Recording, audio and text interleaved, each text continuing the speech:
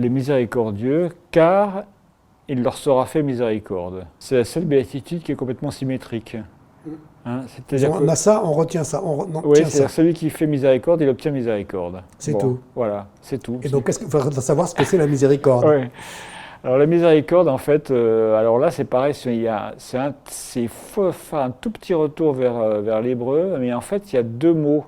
Alors c'est l'inverse, ici c'est un mot grec peut traduire deux mots hébreux différents.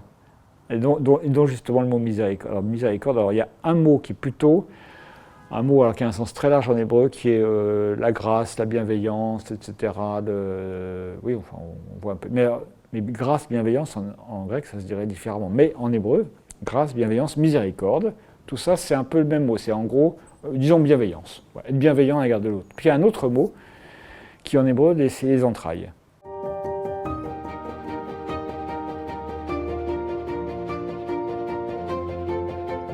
Quelque chose qui vous prend aux tripes, c'est quelque chose qui vous rejoint émotionnellement. Donc c'est quelque part aussi une forme de spiritualité. Hein. C'est en fait, ça ouvre la voie à des émotions qui sont là et qu'au fond, les béatitudes nous encouragent à mettre en œuvre, être pris aux entrailles par quelqu'un. On peut fermer ses entrailles aussi. Hein. Alors il y a la parabole d'ailleurs du serviteur dépourvu de miséricorde, hein, impitoyable, comme on dit. Mais enfin, vous parlez beaucoup du mot impitoyable d'ailleurs. Oui. Notre société, elle est impitoyable. Impitoyable. Mais envers les plus petits, les pauvres, les handicapés. Et en fait, il lui dit que en fait, donc le serviteur, donc le maître, c'est l'évangile de Matthieu aussi, hein, le maître est pris aux entrailles, enfin, ému de miséricorde pour celui qui a une dette, mais lui, quand il voit celui qui a une dette beaucoup plus faible, il l'éloigne, il s'en détourne. Hein. Et donc en fait, il y en a un qui est proche et l'autre qui est loin. Hein. On voit, c'est être capable d'être proche, y compris de quelqu'un qui est en détresse. Alors, c'est toute là aussi, on peut se dire c'est la grâce en action. Hein. C'est être sensible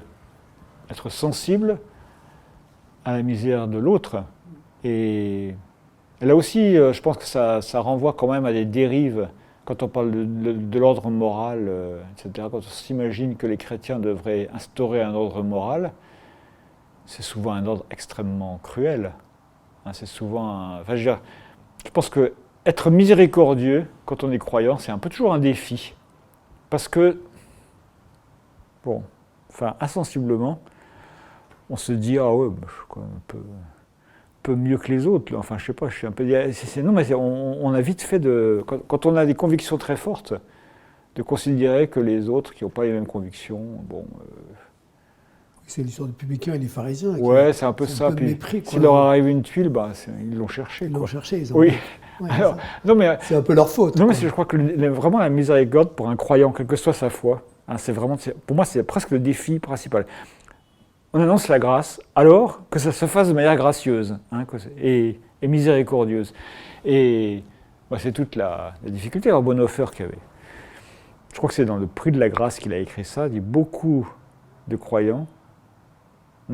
membres d'Église découvrent avec stupeur parmi eux un pécheur authentique.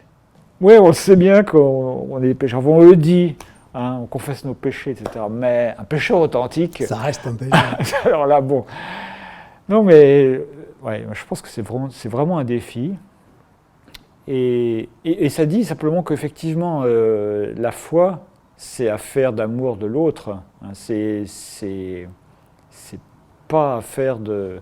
C'est pas un système moral. Oui, mais ça veut dire qu'on défend finalement pas tellement de valeurs, on se bat pas pour des valeurs, pour des principes. Si on fait miséricorde, finalement, on tolère tout, quoi. On accepte tout. On accepte... au minimum, le minimum quand même, c'est ce qu'on appelle l'empathie, c'est être capable de comprendre l'autre, même si ce qu'il fait nous paraît complètement délirant. La miséricorde, c'est plus que comprendre, ça va beaucoup plus loin. Oui, mais en même temps, c'est pas forcément se dire que du coup on gobe tout. Non, mais parce que je veux dire. Bien sûr, il y a forcément. Non, mais quelqu'un qui a un comportement, disons, qui nous choque, c'est aussi violent, insupportable. Violent, voilà. Il fait du mal à d'autres. Ouais. Donc on ne va pas le laisser faire du mal à d'autres On va non pas plus. être miséricordieux vis-à-vis de lui. Oui, bah c'est ça. On va être miséricordieux, c'est aussi peut-être le rendre sensible au mal qu'il fait à l'autre. Ce que je veux dire par là, c'est que la détresse d'une personne, on peut la comprendre. Ça ne veut pas dire qu'on va lui laisser faire n'importe quoi. C'est-à-dire se faire du mal à lui ou se faire du mal aux autres. L'esprit de la chose, c'est ça, c'est être sensible à la détresse, mais y compris à la détresse qu'on provoque en étant violent. Donc c'est pas... Voilà. Mais est-ce que c'est pas un état d'esprit, être miséricordieux, c'est une manière d'être dans le monde, Ben, non? c'est pour ça que je dis au minimum c'est l'empathie, c'est-à-dire se dire déjà, enfin, a priori, essayer d'être bienveillant à l'égard des autres en se disant que ils en sont venus à faire ça, mais qu'après tout, je veux dire, même si ça nous paraît choquant, c'est peut-être pas aussi incompréhensible qu'on pourrait imaginer. C'est ce que je disais tout à l'heure, ça veut dire être Ouais. très tolérant vis-à-vis de tout, quoi. Ben, pour ça, je te disais, au moins, oui, se dire que, au minimum, ce que je dis, comprendre l'autre, c'est que si on avait été à la place de l'autre, avec ce qu'il a connu, avec ce qu'il a vécu, on peut comprendre que peut-être on l'aurait fait nous aussi. Voilà. Alors après ça ne veut pas dire que... Mais être miséricordieux, au fond, est-ce que ça ne veut pas dire aller chercher dans l'autre, quel qu'il soit, ce qui est au fond de lui, ce qui est sa vérité d'être, qui est forcément au-delà de ce qu'il a fait ou de ce qu'il a produit, ou des bêtises qu'il a dites ou des bêtises qu'il a Oui, faites? alors ça peut être une chose que comme ça peut être ça. ça Maintenant, je pense que plutôt, c'est qu'en fait, c'est pour ça que je pense qu'il y a des gens qui souffrent, par exemple, y compris du mal qu'ils font. Moi, je pense que la miséricorde, c'est vraiment être sensible à la souffrance de l'autre. Et cette souffrance, quelque part, elle est liée au fait qu'ils font des choses dont eux-mêmes ne sont pas contents, et bien dont ils se rendent compte qu'elles ne sont pas satisfaisantes, etc. Et c'est aussi être sensible à cette souffrance-là. Et puis, bon, oui, alors, je ne dirais peut-être pas tout à fait les choses de la même manière que toi, mais enfin, l'autre, c'est un autre, c'est une personne. Enfin, je veux dire, une personne comme moi, et voilà, on a... Oui, alors moi je suis assez sensible à l'idée de compréhension parce que ce que je vois, c'est qu'aujourd'hui, beaucoup de gens disent « je ne comprends pas, hein, enfin, pourquoi machin dit ça ?» et alors, je ne comprends pas, alors voilà, bah, c'est bon, la question est réglée. Donc ce que dit l'autre est insensé, non. Je pense qu'il y a très très peu de discours insensés. Même quelqu'un qui a des problèmes psychiques, ce qu'il dit a souvent du sens. Hein. C'est-à-dire, en fait, un discours totalement délirant, c'est très très rare. Pourtant, on en entend, mais bon. Ah ben... Non, mais aujourd'hui. je pense qu'il y a... Non, ce que je veux dire par là, c'est que justement, si on considère l'autre comme personne, on se dit que ce qu'il dit a du sens. Moi, j'ai eu même... C'est peut-être ça, faire miséricorde, peut-être. Oui, bah, en tout cas, ça en fait partie. Moi, j'ai eu, par exemple, j'ai accompagné des personnes âgées qui avaient des formes de démence sénile, enfin, des proches, hein. Eh bien... Justement, moi j'avais été sensible à des conseils qui étaient donnés aux accompagnants, de se demander le sens de ce qu'ils disent.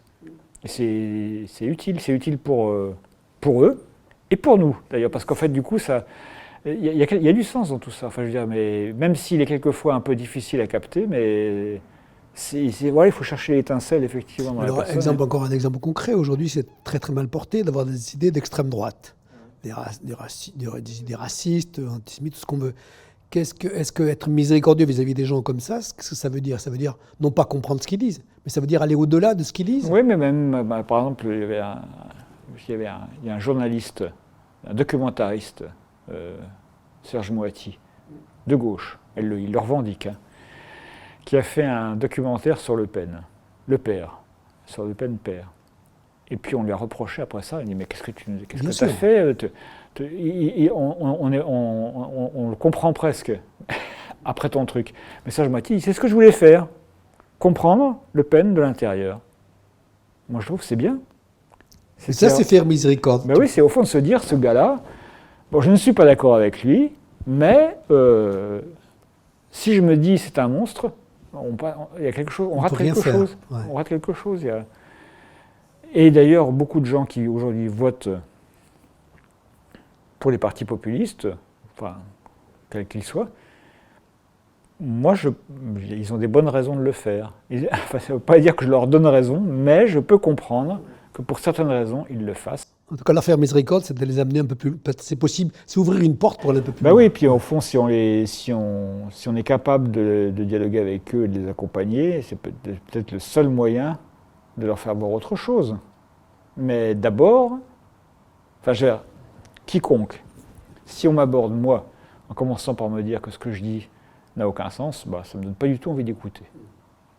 Si on me dit, si on m'écoute et puis qu'on dit oui, ok, et bon, mais peut-être qu'on peut voir les choses différemment, bon, bah, on est sur d'autres bases, quoi. Hein, et je pense qu'on a aujourd'hui. Oui, enfin, tu parlais des voix de populisme, mais il y a des tas de choses. Enfin, je veux dire, sur les tas de domaines, en fait, on se ferme. On se construit des petites En tout cas, on communautés. n'a pas d'attitude miséricordieuse. Et alors, pour revenir à la parabole, quand tu dis il nous sera fait miséricorde, qui c'est qui fait? C'est Dieu qui nous fera miséricorde? Ouais, bah, Qui nous pardonnera, c'est comme qui nous- les autres, c'est aussi. Alors, déjà, enfin, on peut comprendre bien, Dieu, oui, mais aussi toutes ces béatitudes Il au nous sera pluriel fait aussi. Si on est dans entre si nous. on est dans les groupes où on se fait miséricorde les uns aux autres, On recevra la miséricorde aussi. on se fait du bien. Et puis après ça, est-ce que du coup, quand on est miséricordieux, est-ce que ça veut dire que les autres sont indulgents à notre égard? Bon, pas forcément. Mais ça rend possible la chose. Ça rend possible la chose. Et moi, je sais que j'ai fait pour des choses, enfin, dans ma carrière professionnelle, j'ai fait pour des gens des choses que je n'étais pas obligé de faire. Et bien, quand j'ai eu besoin d'eux, ils m'ont renvoyé à l'ascenseur. Donc oui, ça crée quand même quelque chose. Ça crée quelque chose. Hein.